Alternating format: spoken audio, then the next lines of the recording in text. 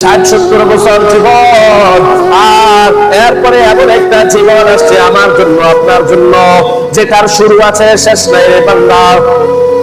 যারা চলে গিয়েছে আমাদের অনেক আত্মীয় স্বজন নাই, তারাও এই দুনিয়াতে বসবাস করতো। আমার দাদাও ছিল, আমার বাবাও ছিল, আমার দাদাও ছিল, আমার নানিও ছিল, আমার পাড়া প্রতিবেশীও ছিল, আমার অনেক উস্তাদ এই দুনিয়া থেকে চলে গেছে। আজকে তারা কে কি অবস্থায় আছে কারো জানার মতো ক্ষমতা নাই। দিন যায়, বছর যায়, সময় যায়, রৌদ্র যায়, বৃষ্টি যায়, শীত আসে, গরম আসে, তারা কে কি অবস্থায় আছে জানা নাই। এই কারণে বাবা সময় থাকতে সময়ের গনিমত করেন। হায়াতটা চলে গেলে আর আফসোস করেও পারবেন না। এই দুনিয়াটা এমন দুনিয়া, আমার জন্য আপনার জন্য থেমে থাকবে না রে বাবা।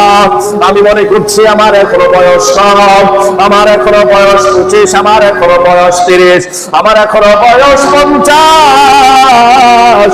আমি মনে হয় আরো অনেক বছর বাঁচবো।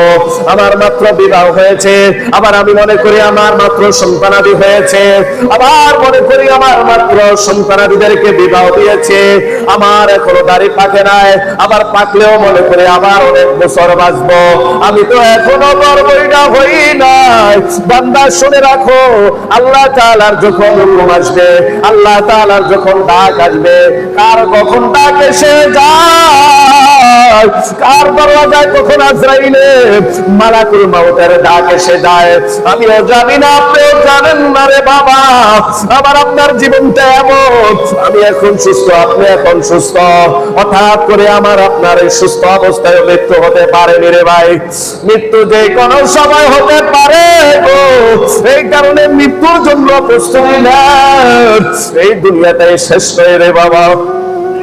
এই দুনিয়া দুনিয়া করতে করতে কত প্রতাপশালী লোক এই দুনিয়া ছেড়ে চলে গেছে। কত সুন্দরী সুন্দরী যুবতী এই দুনিয়া ছেড়ে চলে গেছে। কত বড় বড়, কত প্রতাপশালী, কত ধনীওয়ালা এই দুনিয়াতে ছিল, কত সুন্দরী রূপসী ছিল, কত মুরব্বী ছিল গো, কত শক্তিশালী যুবক ছিল। আজকে তারা কোথায়? আহা ভাই, এই দুনিয়াতে আমিও থাকবো না। তাদের যে পরিণতি হয়েছে ওই পরিণতি আমারও হবে গো। এই কারণে মৃত্যু আসার আগে আগে মৃত্যুর মুরাকাবা করে নেন। আমার যে গুনাহগুলো হয়ে গেছে, আমি যে অন্যায় করে ফেলেছি, আমি যে অপরাধ করে ফেলেছি, আমার মালিকের কাছে একটু দুকাগু হাত তুলে কান্না করেন, চোখের পানি গুলো ফেলায় কান্না করে, ও মালিক আমার কখন জানি আপনার নিকট ডাক এসে যায় চলে যাওয়ার জন্য, এখনো কোনো আমল করতে পারি না। এই দুনিয়াতে কেউ থাকে না, আমিও থাকবো না। কত মানুষ ছিল আজকে তারা নাই। এই কারণে বাবারা, বন্ধুরা, আল্লাহ তাআলা বলেন কুল্লু নাফসিন যায়িকাতুল মাউত, প্রত্যেকটা প্রাণীর মৃত্যুর স্বাদ আস্বাদন করতে হবে রে বান্দা। মৃত্যু থেকে কেউ রেহাই পাবে না। আমি আপনি যতই কিছু ভাবি না কেন, আজকে মনে করি আমি সফল, আজকে মনে করি আমার টাকা পয়সা অভাব নাই, আমার বন্ধু লোকের অভাব নাই, গাড়ি বাড়ির অভাব নাই, আমি মনে হয় অনেক বছর বাঁচবো না। না, আপনি যাদেরকে ভালোবাসেন এই দুনিয়াতে আপনার কেউ আমার কেউ আপন না রে বাবা।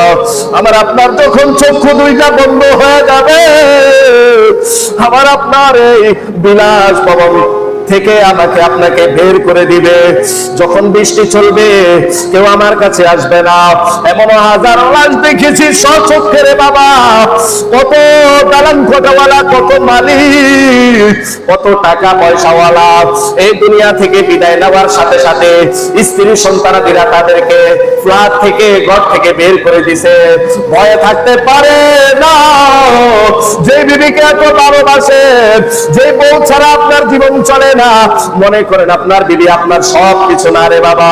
যেই সন্তানের জন্য নিজের মাথার ঘাম পায়ে ফেলায় কষ্ট করেন, হালাল ভাবে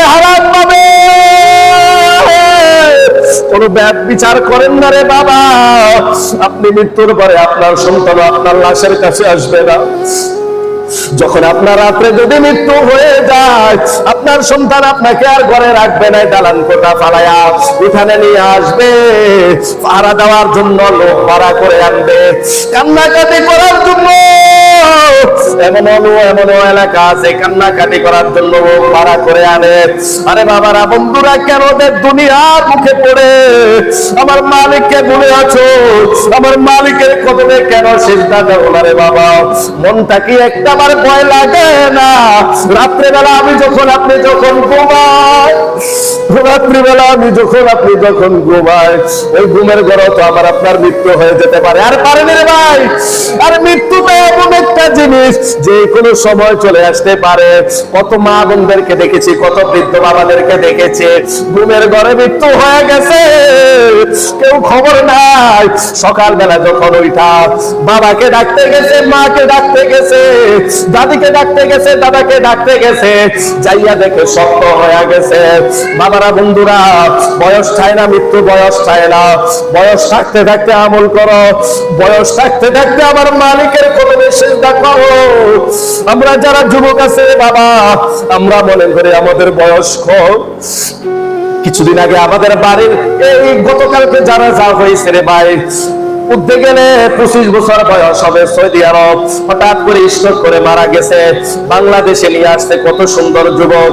আমার একজন ছাত্র ভাই হাফেজ রাকিব আমার সমবয়সী কিছুদিন আগে মারা গেছে। আমার একটা বন্ধু ছিল জনি ভাই, কিছুদিন আগে মারা গেছে। এত শক্তিশালী ছিল, এত লম্বা ছিল, রাজনীতি ব্যক্তি ছিল, তাকে 10 জন ব্যক্তি দেখলো তো ভয় পাইত রে বাবা। হঠাৎ করে তার ক্যান্সার ধরা পড়েছে, এমন পরিস্থিতি হয়েছে হসপিটালের বেডের মধ্যে গেছে। তার একটা বউ ছিল, একটা সন্তান ছিল, ওই বউ আর সন্তান পালায়া গেছে স্বামীর বেডের মধ্যে রাইখা। কিছুদিন আগে আমার ভাই জনি ভাই মারা গিয়েছে। আমার একজন উস্তাদ ছিল মুফতি এনায়েতুল্লাহ কাসিম রে বাবা, খুব বয়সী কম, আমাকে নাহবিনী পড়াইছে রে বাবা। ওই হুজুরে খুব ইয়াং ছিল, নতুন বিবাহ শাদী করেছে, পোড়া ভাইয়া একটা না দুইটা। বাবারা, বন্ধুরা, ওই হুজুরটাও 2-4 দিন আগে হুন্ডা অ্যাক্সিডেন্ট করে মারা গেছে। আমি যে আপনাকে বাঁচবো তার গ্যারান্টি নাই। আবার আপনার যে কোনো সময় মৃত্যু এসে যেতে পারে। কেন যে আমি আপনি ভুলে আছি? আয় আল্লাহ, আমাদের অন্তরের মধ্যে মৃত্যুর ভয় ঢুকাইয়া দেয়। কেন যে তাকওয়া আসে না আমাদের অন্তরের মধ্যে? কেন যে আপনার ভয় আসে না? কেন যে আপনাকে আমরা চিনতে এখনো পারি নাই যে আপনি এত সুন্দর করে বানাইলেন? ওই আপনাকে আমরা কেন এত ভুলে আছি? আয় আল্লাহ, সমস্ত গুনাহ খাতা ছেড়ে দেওয়ার তৌফিক দান করেন। আয় আল্লাহ, এই গুনাহের চেহারা নিয়ে, এই গুনাহের শরীর নিয়ে আপনার দরবারে কেমনে হাজিরা দিব? আজকে যদি আপনি যদি মারা যায়, আর আবার যদি আপনার যদি গুনাহ থাকে, আল্লাহর নবী ফরমান, কেউ যদি গুনাহ নিয়ে কবরে যায়, কবরের 2 পাশে এমন জোরে চাপ দিবে রে বাবা, এক পাজরের হাড্ডি অপর পাজরের ভাবে ঢুকে যাবে। কবরের মধ্যে আল্লাহ তাআলার পক্ষ থেকে বিশাল সাপ ফেলে দিবেন। এই দুনিয়ার মধ্যে আমরা একটা সাপ দেখলে এত ভয় পাই, ওই কবরের মধ্যে আলো নাই, বাতি নাই, পোকামাকড়ের ঘর, নির্জনের ঘর, ভয়ঙ্কর ঘর। কেন যে ঘরের কথা আমরা ভুলে গিয়েছে? হাদিসের মধ্যে আসছে কবর আমাদেরকে প্রতিদিন 70 বার ডাকতে থাকে, আয় বান্দা আমার কাছে আসার আগে নেক আমল করে আসো। আমি ধনী বুঝি না, আমি গরিব বুঝি না, সুন্দর বুঝি না, আমি বংশধর বুঝি না, নিম্ন বংশ বুঝি না, উচ্চ বংশ বুঝি না রে বাবা। আমার কাছে আসার আগে নেক আমল নিয়ে আসো। বাবারা, বন্ধুরা, ভাইয়েরা, আমার মনটাকে একটু বলে না, আমার মাওলাকে একটু স্মরণ আসে না? কেন 3-4 রাত যায় আমি আল্লাহর কদমে একটা কদমে সিজদা দেই না? শুধুমাত্র শুক্রবারে 2টা রাকাত নামাজ পড়ার লাগি আল্লাহ আমারে বানাইছে। আল্লাহকে আমারে আপনারে শুধুমাত্র 2টা রাকাত নামাজ পড়ার জন্য শুক্রবারে বানাইছে? না না না ভাই, আমাকে আপনাকে কেন বানাইছে এটাই ভুলে গিয়েছে। আমাকে আপনাকে আল্লাহ বানাইছে আল্লাহর হুকুম মান্য করার জন্য, নবীর তরিকা হুকুম আহকাম মান্য করার জন্য। এই কারণে বাবারা, বন্ধুরা, ভাইয়েরা আমার, ইসলাম ধর্ম পেয়েছি শুকরিয়া আদায় করে। ইসলাম ধর্মকে শুধুমাত্র লা ইলাহা ইল্লাল্লাহ মুহাম্মাদুর রাসূলুল্লাহ সাল্লাল্লাহু আলাইহি ওয়াসাল্লাম এই কালিমা পড়ে মুসলমান হয়ে গেছে, আর মুখে মুখে দাবি করছে আমি মুসলমান, অথচ আমি মুসলমানের কোনো কাজ করছি না, আমি মিথ্যা কথা ছেড়ে দিচ্ছি না, গীবত ছেড়ে দিচ্ছি না, নামাজ পড়ি না, পর্দা করি না, হালাল ইনকাম করি না, আমার মালিকের হুকুম আহকাম মতো চলি না। আমার মালিক যদি বলে দুনিয়ার মানুষ তোমাকে কি আমি শুধুমাত্র দুনিয়ার মধ্যে প্রেরণ করেছি শুক্রবারে 2টা রাকাত নামাজ পড়ার জন্য, বাবারা, বন্ধুরা, যুবক ভাইয়ারা, তোমাদের মনের মধ্যে কি একটু আল্লাহর ভয় আসে না? যে মালিক বানাইছে ওই মালিকই যে কোনো সময় আমাকে আপনাকে নিয়ে যাইতে পারে। এই দুনিয়ার মধ্যে যত কিছু আছে সব কিছু একদিন নিঃশেষ হয়ে যাবে, এই জমিন ধ্বংস হয়ে যাবে, আসমান ধ্বংস হয়ে যাবে, কিয়ামত সংঘটিত হয়ে যাবে।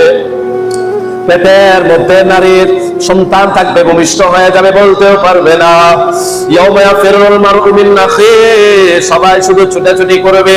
এই কারণে বাবারা, বন্ধুরা, আজান হয়ে যায়, খেলাধুলা কেন্দ্র হয় না, মসজিদের মধ্যে মুসল্লি আসে না, খেলাধুলার মধ্যে মত্ত।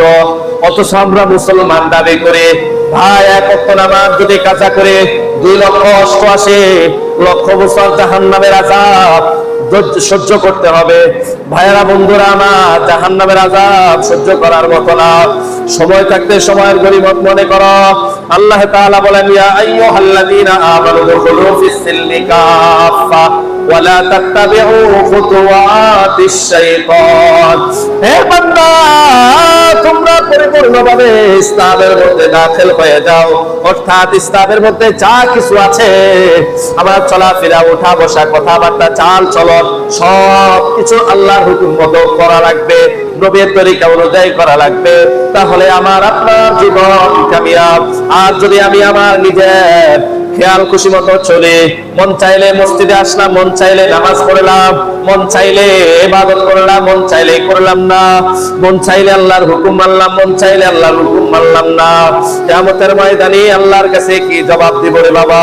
এই কারণে আমার আপনার হায়াত এখনো আছে, হায়াত থাকতে হায়াতের কদর করেন, নামাজ পড়েন, মসজিদে আসেন, নিজের সন্তানাদিদের হকগুলো আদায় করেন, নিজেদের সন্তানাদিদেরকে দ্বীন ইসলাম শিক্ষা দেন, সঠিক ইসলামের শিক্ষা দেন, জ্ঞান দেন। তাহলে আমার জীবন, আপনার জীবন সফলতার চাবিকাঠি হয়ে যাবে। আল্লাহ তাআলা আমাদেরকে দ্বীন ইসলাম মেনে চলার তৌফিক দান করুক, বিশেষ করে দৈনিক 5 ওয়াক্ত নামাজ পড়ার তৌফিক দান করুক।